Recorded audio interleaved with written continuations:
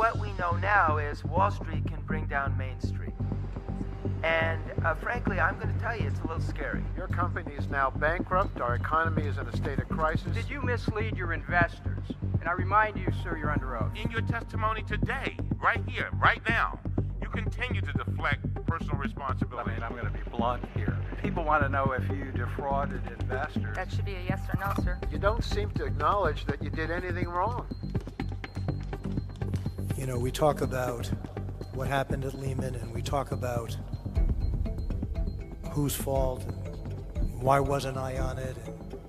And my employees, my shareholders, creditors, clients have taken a huge amount of pain. I wake up every single night thinking, what could I have done differently? This is a pain that will stay with me for the rest of my life. That's all.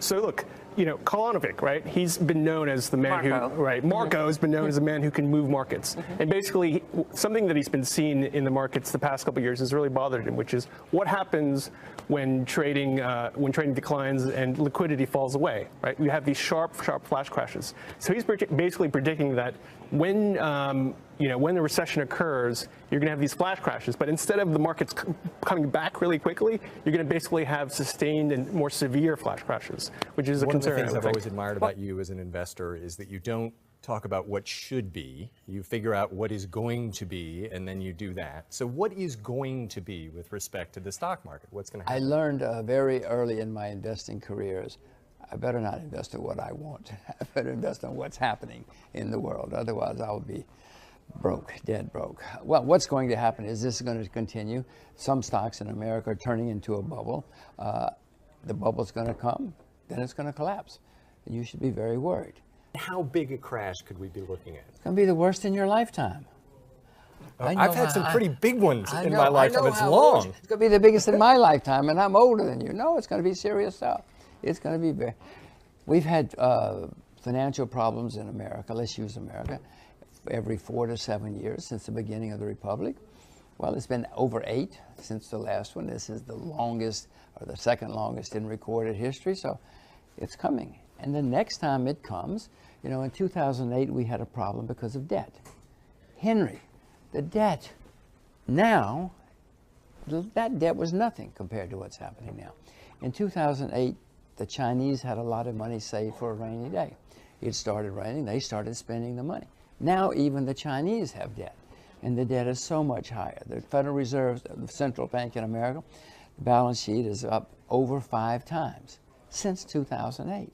It's going to be the worst in my lifetime too. Be worried. I am worried. Good, good. Can the Fed rescue us? Can anybody rescue us? They will try. They will. What's going to happen is they're going to raise interest rates some more. Then when things start going really bad, people are going to call and say, you must save me. It's Western civilization is going to collapse. And the Fed, who's made up of bureaucrats and politicians, will say, well, we better do something. And so they will try, but it won't work. It'll cause some rallies, but it won't work this time. And we are in a situation where Western civilization already seems to be possibly collapsing, even with the market going up all the time. Often when you do have a financial calamity, you get huge turmoil in the political system. What happens politically if that happens? Well, that's why I moved to Asia. My children speak Mandarin because of what's coming. You're going to see governments fail.